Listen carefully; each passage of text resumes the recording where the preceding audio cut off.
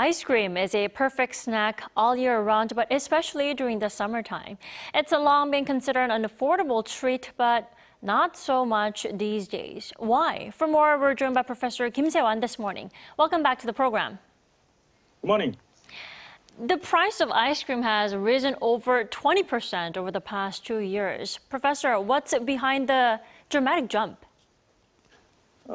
Personally, I'm such an ice cream lover, so I can see that ice cream price increase in a large scale in the last 2 years.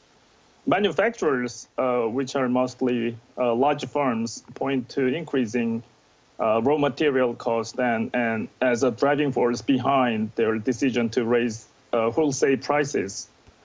Supermarkets and other distribution channels already implemented price hikes back in February, and convenience stores are gradually adopting the increased prices in a sequential manner. But it should be noted that the raw materials like sugar, flour, and milks, international prices are dropping quickly from last year. In addition to last 2 years' rise, convenience stores are raising prices for ice cream by double digits starting next month following consecutive increases in wholesale prices. Right, rising by double digits, that's a huge jump.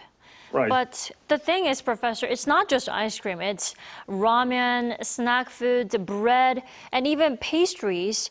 Now, the government rolled up its sleeves to tame those prices as well. Now, is there a possibility that the government will do the same to ice cream? I mean, if they do, will that pressure work on them?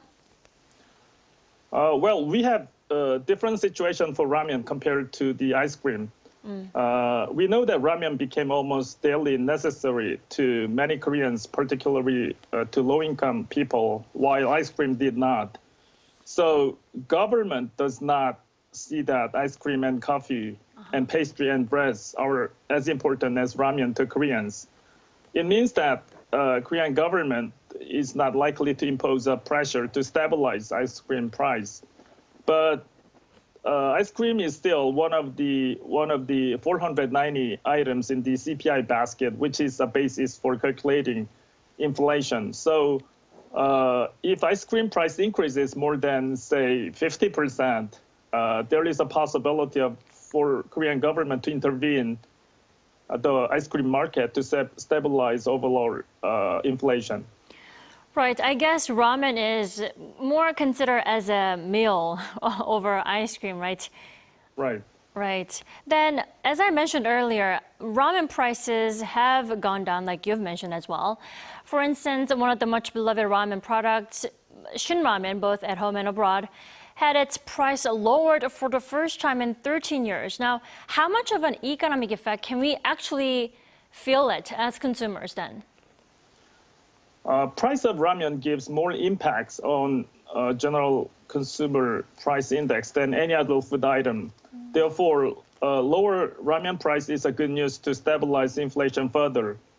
Actually, ramen is one of the 490 items in calculating general consumer price index, but it has more power in calculating price level because ramen sale is larger than any other food items in the CPI basket.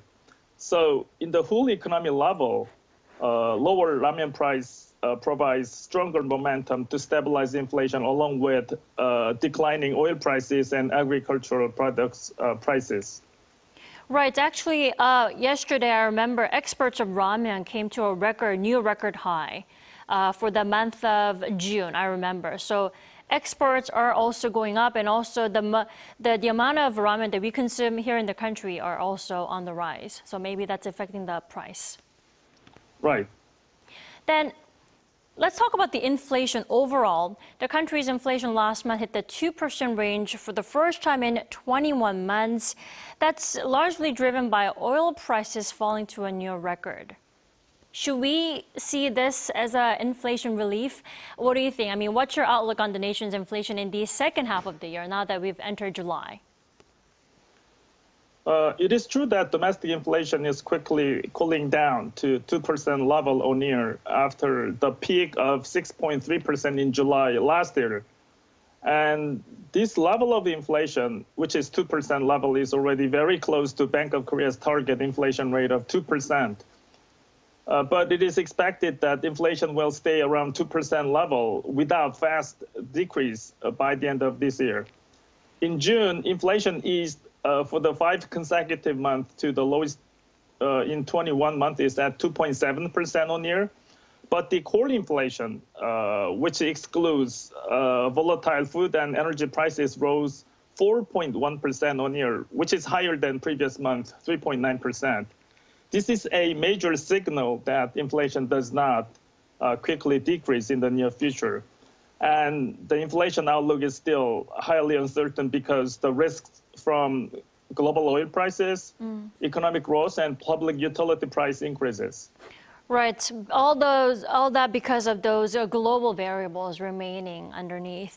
Now, before we let you go, Professor Kim, the country has lowered the country's economic growth outlook to 1.4%, right? Now, were you surprised, and do you think this is a doable goal?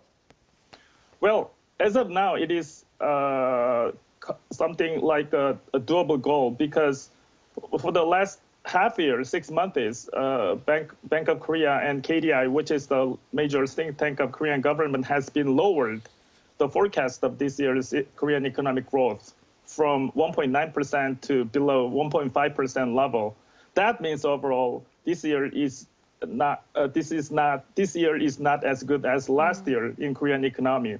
However, as export picks up from last month, it is pretty possible to achieve 1.4% economic growth by the end of this year. Sure, and let's also see how the country's new economic policy direction will play out for the second half of the year, including boosting exports and also tourism that we can much expect from all the pandemic years.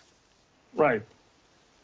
All right, Professor Kim Seiwan, thank you so much for your insight, as always. Thank you very much.